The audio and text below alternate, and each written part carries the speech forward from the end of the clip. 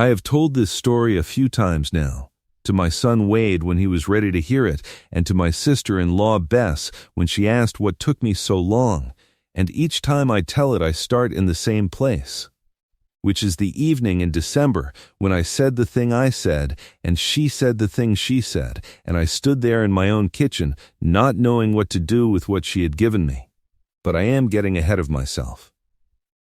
I should say something about who I was before October of that year, because the story does not make sense without it. I was 58, and I had been running the Doyle spread on the Powder River since I was 22, the first 10 years with Clara, and then the 9 years without her after she died. And in those 9 years of running the spread alone, I had become a particular kind of man, the kind that knows everything about the work and has stopped expecting the work to produce anything beyond the work itself. This is not as sad as it sounds. The work was good work, and the spread was a good spread, and I was competent at what I did, and I did not consider myself unhappy. But there is a difference between a man who is content with his life and a man who has stopped looking for more of it, and I had been the second kind for a while without knowing it. Clara's death had done what death does, which was to reorganize everything, and the reorganization had produced in me the particular quality of a man who has arranged his expectations downward until they match what is available, and what was available was the ranch and the cattle and the seasons and the hands and the occasional visits from Wade. And that was sufficient. And I had been calling it sufficient for 9 years. I want to be honest about this because the story requires it. I had aged myself. Not in the physical sense, since I was vigorous at 58 in the way that a man who has worked cattle for 36 years was vigorous, which was completely. I had aged myself in my own accounting. I had decided somewhere in the 9 years that I was past certain things, that the things that belonged to the beginning of a life were behind me, and that what was ahead was the managing of the middle and the end. I had not said this to anyone. I had simply settled into it the way a man settles into a chair that fits him and stops thinking about the chair. Nora Fielding changed that, and the way she changed it is the story. Nora Fielding came to the Doyle spread in October, not to work for me but to help Bess, who is my late wife Clara's sister and who lives on the adjacent property and who was carrying her third child and was struggling with the carrying in ways the first two had not produced. Bess sent a letter to her cousin in Nebraska asking for someone who could come and help through the winter, and the someone who came was Nora, who was the cousin's neighbor's daughter and was 29 and capable and willing to spend a Wyoming winter helping a woman she had not previously met, because Nora was the kind of person who said yes to things that wanted doing when she had the capacity to do them. She grew up on a farm in Boyd County, Nebraska, which was the kind of farm that produced the kind of person who understood land and animals and the specific logic of a working property in a way that you did not learn from books or from a short acquaintance, but from being on the land every day since you were old enough to be on it. She had been on the land every day since she was old enough to be on it. She had a father who had 20 years on her mother, and she had grown up watching two people navigate the arithmetic of an age gap in the specific way that the people inside the gap navigated it, which was by ignoring it as a category and paying attention to the specific people instead. I did not know any of this about her at first. I learned it in pieces across 2 months, the way you learn things about a person who did not volunteer information but answered questions directly when you asked them. She was that kind of person. I also did not know, when I was being honest with myself, that I had started to find the pieces useful in a way that went beyond the facts themselves. I found I wanted to know the next piece. I found the evenings with her at the table were the best part of the day, and that I noticed the evenings when she did not come with the specific quality of a man who has been waiting for something that did not arrive. I noted these things and set them aside, and kept setting them aside through October and November and into December, when I finally said what I had been composing. In those 2 months, she said things about the spread that I have described, the hay storage and the trough and the fence post. There were others. She noticed that the windbreak on the northwest side had a gap in it that was going to let the prevailing wind hit the main barn at the wrong angle in a bad storm, and she told me this in November, and I had timber put in before December, and the winter was better for it. She noticed that the hands were eating their noon meal without enough variety to sustain the work they were doing in the cold.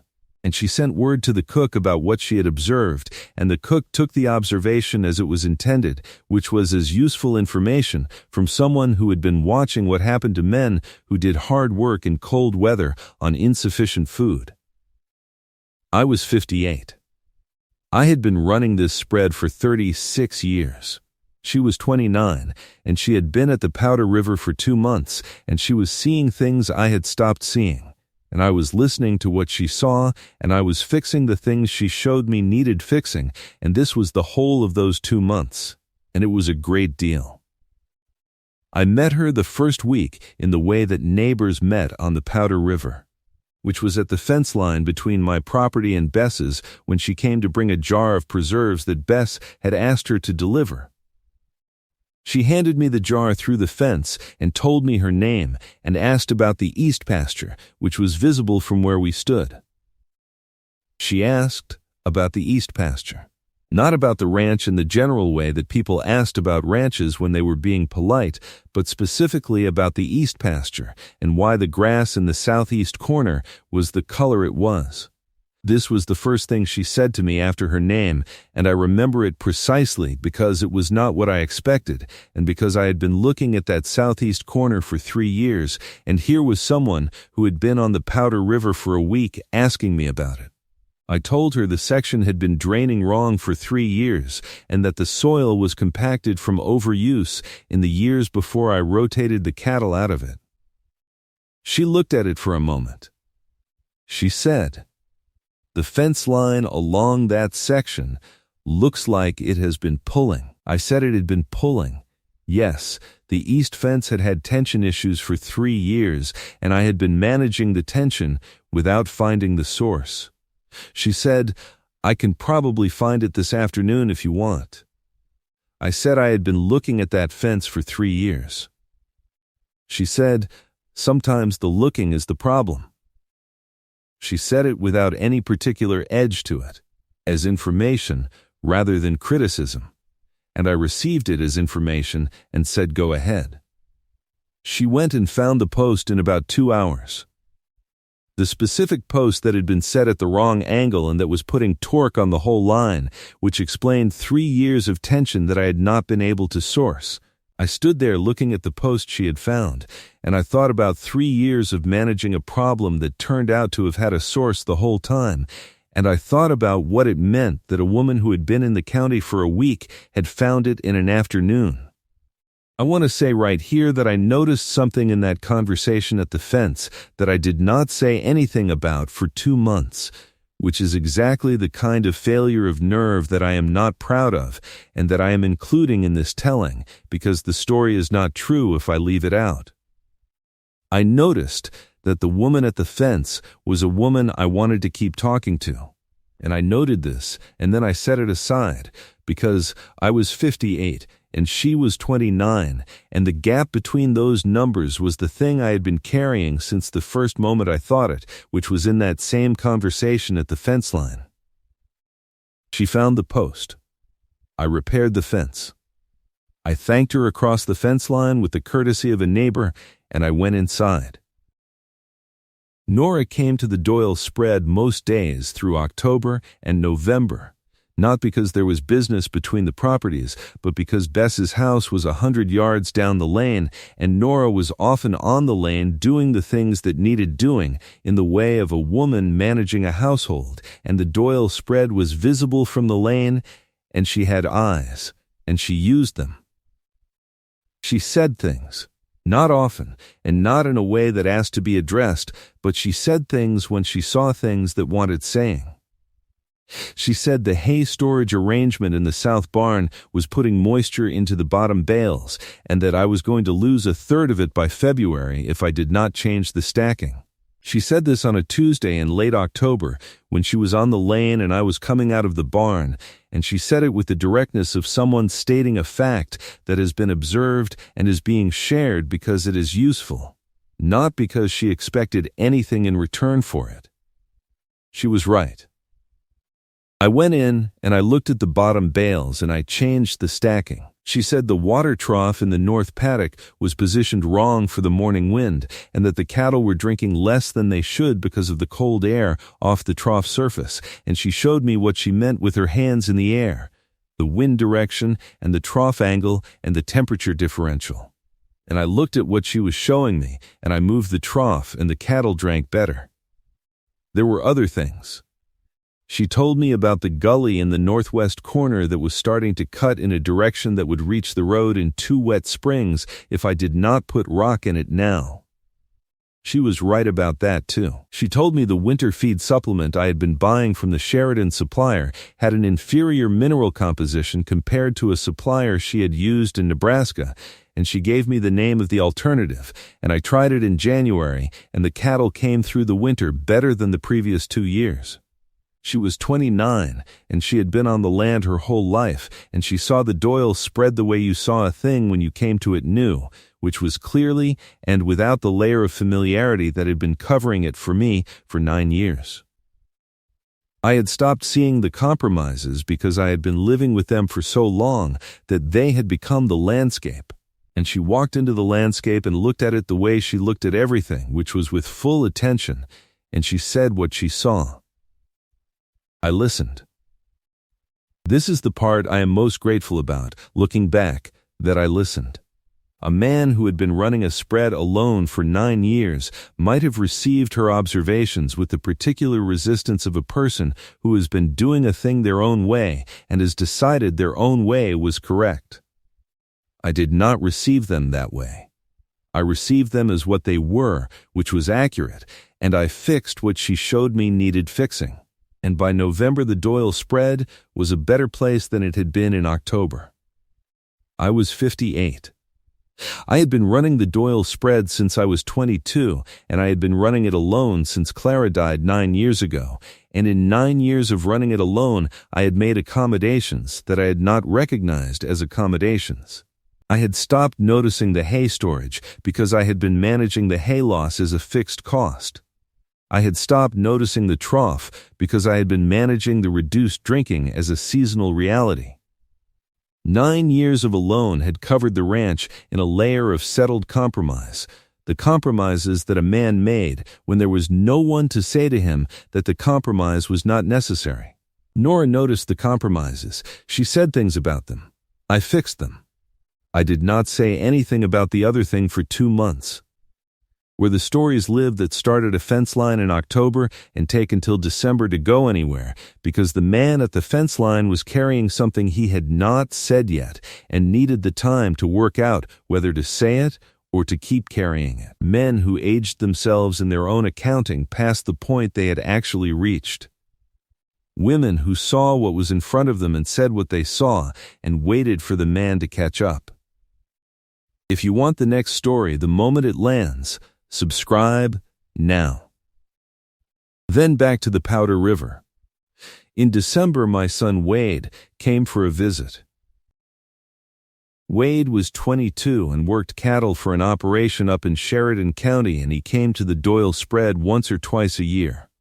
And this was the December visit, and he came with the particular quality of a young man who had heard something on the way in that he intended to address. What he had heard was Bess, who had said something to Wade that was not criticism and was not quite approval either, which was that his father seemed to be at the fence line a lot these days when Nora was on the lane. Bess was not wrong. She was also not saying it as a problem. She was saying it as a fact that she had observed and that she thought Wade might want to know, in the way that a woman said a thing to a young man when she thought the young man should have the information and could decide for himself what to do with it. But Wade was 22, and the information he had received put his 58-year-old father in a proximity to a 29-year-old woman, and his 22-year-old assessment of that proximity was that it required attention. He came to me in the barn on the second evening.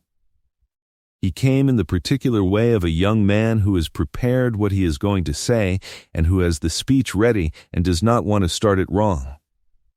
He said, "Dad, I want to ask you something." I said, "Ask." He said he had heard that Nora from Bess's had been spending time at the spread. He said it carefully, the way a young man says the careful version of the thing he actually wants to say, leaving room for the thing to be what it appeared to be rather than what he was afraid it was.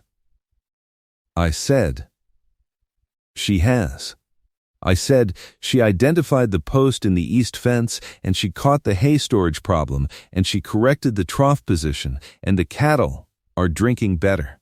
I said, "She has been useful, and I have been grateful for the usefulness." Wade said, "That is not what I meant." I said, "I know what you meant." He said, "She is 29. I said, "I know how old she is." He said, "You are 58.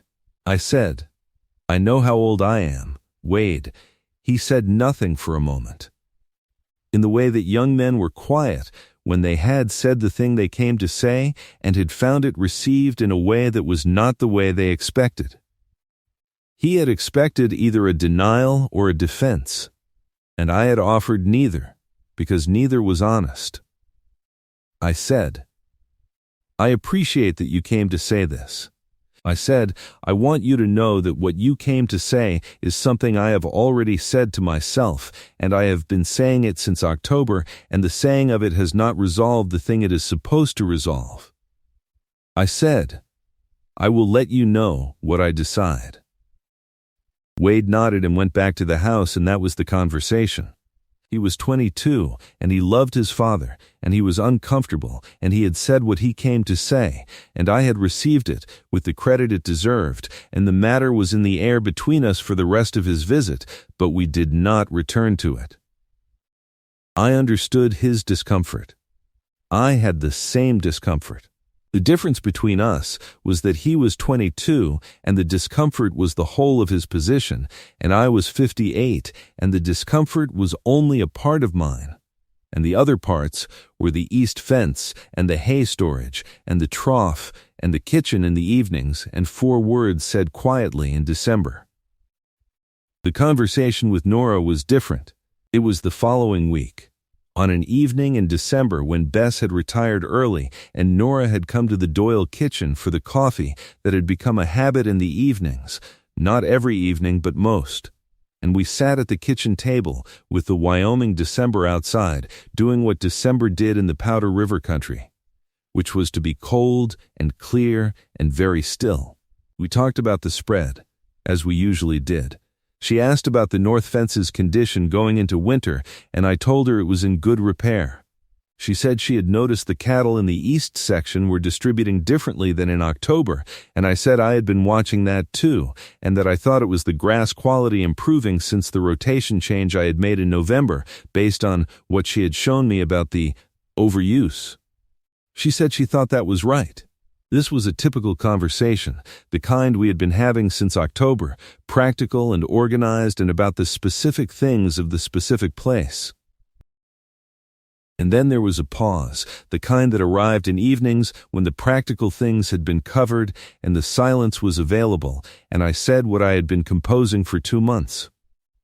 I said, "I want to say something to you." She said, "Say it." I said, "You are 29, and I am 58. I said it plainly, the way I said things when the thing I was saying mattered enough to say plainly. I said, I have noticed things over the last 2 months, and I believe you have noticed them too, and I do not intend to pretend otherwise. I said, but I think you should be with someone who can give you what comes at the beginning of a life together, not the middle, and I am not the beginning of anything, Nora. I said, I am the middle, and probably the latter part of the middle, and you deserve the beginning. I said it because I thought it was true, and because I had enough regard for her to say true things, even when the true things were the ones that cost me something. It cost me something. I want to be clear about that. I was 58, and I had been alone for 9 years, and I had spent 2 months at fence lines and in the evenings at this table, and the cost of saying the thing I said was the cost of giving back what I had been accumulating since October, which was the particular good thing that came from being around a person whose attention made the things around her more themselves. She looked at me across the kitchen table, and she was quiet for a moment, and she did not argue. She did not say that age was just a number, or that I was thinking about it wrong, or that she was not concerned about the gap. She did not make the case that I had assumed she would make. She leaned forward slightly, and she said it in a voice that was lower than her speaking voice, but not a stage whisper, not performed. Just the natural lowering of a voice that is saying something it means specifically and quietly. You are perfect to me. 4 words. That was all. She did not add to them, and she did not take them back, and she did not explain what she meant by them. And she sat back, and she looked at me with the same complete attention she gave to the east pasture and the hay storage and the trough angle and every other thing she looked at with her full seeing. And I sat across from her with 4 words in the room between us, and I did not know what to do with them. She did not explain, because an explanation would have made them an argument. And they were not an argument, they were an observation. She had looked at me, the specific person, not the age or the gap or the category, and she had said what she saw. And what she saw was perfect to her, and she sat with that and let me sit with it. I did not know what to say. I said, "Good night, Nora." She said, "Good night, Hank." She went home across the lane, and I sat at the kitchen table for a long time with 4 words and the Wyoming December outside the window. I thought about that for 6 weeks. I want to be honest about what I felt, because this is my story and I owe it the honesty.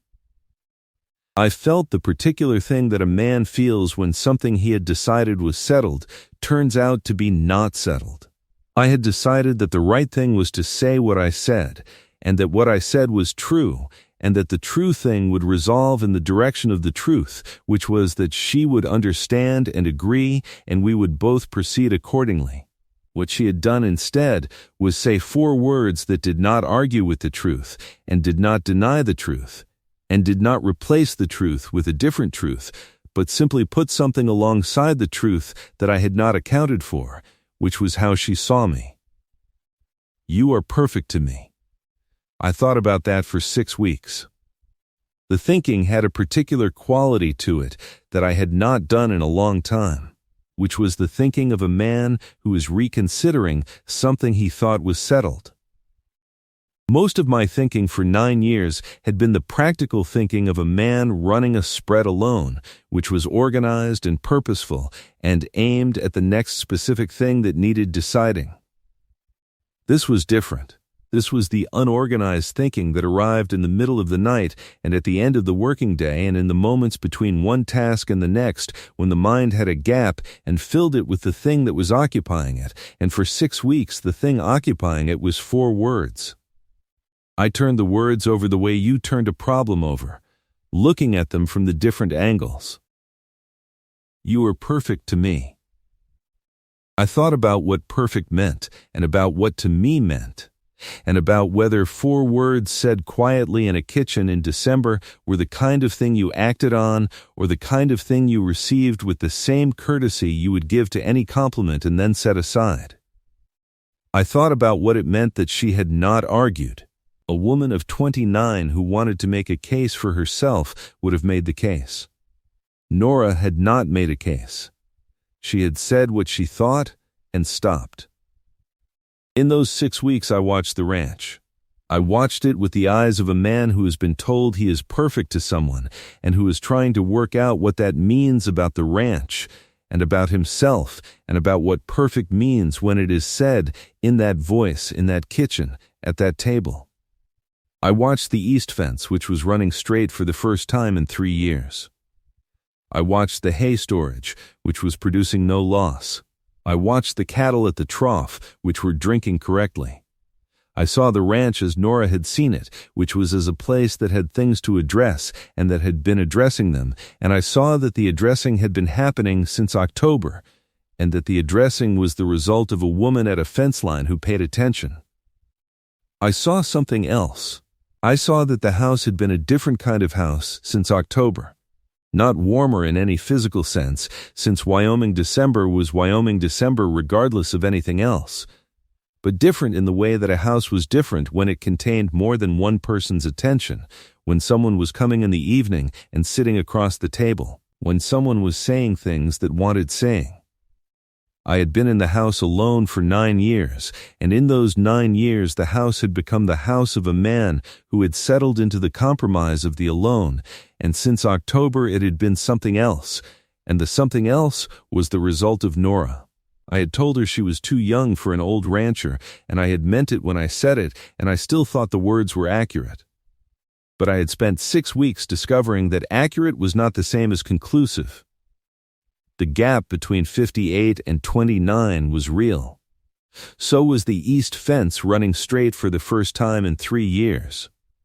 So was the cattle drinking correctly. So was the house being a different kind of house since October. These were all real things, and I had been acting as if only the first one was relevant, and 6 weeks of thinking had produced the understanding that I had been wrong about that. I went to her. I went to Bess's house on a Saturday in late January, and I found her in the yard doing what Nora was often doing in the yard, which was something that needed doing that she had seen needed doing and was doing without announcing it. She was fixing a gate latch that had been loose since November, with the focused efficiency of a woman who did not require permission to fix things that needed fixing, and who had the specific quality of a person who did not wait to be asked. I stood at the gate, and I watched her for a moment. She was 29, and she was fixing a gate latch in the Wyoming January cold with the competence of a woman who had been doing this kind of work her whole life, and I had told her in December that she was too young for an old rancher. And I had meant it when I said it. And I had been thinking about it for 6 weeks, and I had arrived at a different understanding of what the words meant. I said, "Nora." She looked up from the gate latch. She said, "Yes." She said it in the tone of a person whose attention had been called from one thing to another and who was fully present for the second thing while remaining ready to return to the first. I said, "I have been thinking about what you said in December." She said, "I know." She said it without any quality of waiting or expectation, simply as the fact it was, the way she said things about fence posts and hay storage as information about the present situation. I said, "I told myself I was too old." I said it in the past tense because I had been reconsidering it for 6 weeks, and the reconsidering had produced a different position than the original one. I said, "And you said I was perfect to you." She said, "Yes." I said, "I have been thinking about that for 6 weeks, and I have not been able to find a reason why I should not take you at your word." She said, "You should take me at my word." She said it with the same complete simplicity as everything else she said, not as persuasion, but as information. I said, "Nora." She said, "Yes," I said. "Stay. Not stay for the winter, and not stay because Bess needed help, and not stay for any of the reasons that were already there and that had kept her on the Powder River since October. I said, "Stay, because I am asking you to." She looked at me with the full attention she gave to everything. She did not say anything immediately. She went back to the gate latch for a moment, not from indifference, but from the particular quality of a woman who finishes the thing she has started before she moves to the next thing, and when the gate latch was tight, she set down the tool and she straightened up. She said, "I am not going anywhere, Hank." She said it the way she had said, "You are perfect to me" in December, which was quietly and without argument as the most obvious fact in the available world, as if it were the simplest arithmetic in the world. Nora, my voice, her name. The third time I had said it with the weight of what it meant. Not careful, not testing, settled, the way a man says a word he has decided he will be saying for the rest of his life. I nodded once. The matter was closed.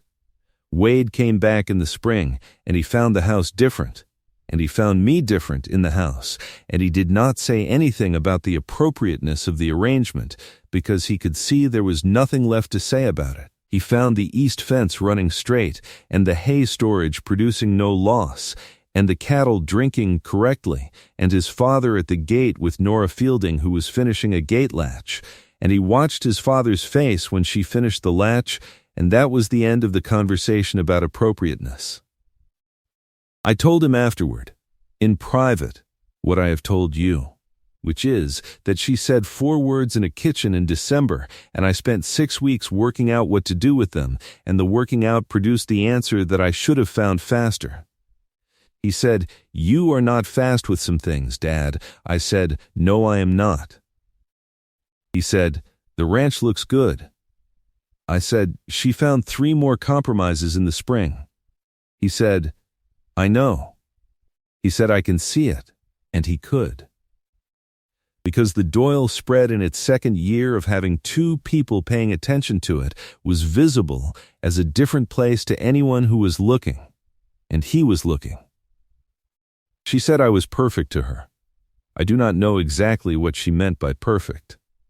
I have thought about it since, and I hold my theories lightly because the honest answer is that I know what I took it to mean, which was that she was looking at me specifically, the actual person at the actual table in the actual kitchen in December, not at a category or an age or a gap, not a version of me that was younger. The specific man who had just said a true thing that cost him something, and who was sitting with the cost of it. A man who would say the true thing that cost him something, and sit with the cost of it, was perhaps what she found to be perfect. Not perfect in the sense of without flaw, or without gap, or without 58 years and all the things those years contained. Perfect in the sense of being exactly what she was looking at. I worked this out in the 6 weeks, and I am not certain I have it right even now, but it is what I have, and I have been working with it carefully for some years now. That is the whole of it. That is what happened. I told her she was too young for an old rancher, and I meant it when I said it, and I was using a category that did not fit the situation. She whispered that I was perfect to her, and she meant it when she said it, and she was using the specific person she saw. 6 weeks later I asked her to stay, and she said she was not going anywhere, and the Doyle spread in its second year of having 2 people paying attention to it was a better spread than it had been in 9 years, and my son Wade came in the spring and watched his father's face when Nora finished the gate latch and understood that the conversation about appropriateness was over. And the Wyoming spring came on the way Powder River Springs came, which was slowly and then all at once, and we were in it, and it was good. That is the story I have been telling ever since, because it is the best one I have, and a man who has a story this good owes it to the people who ask to tell it honestly and completely and right.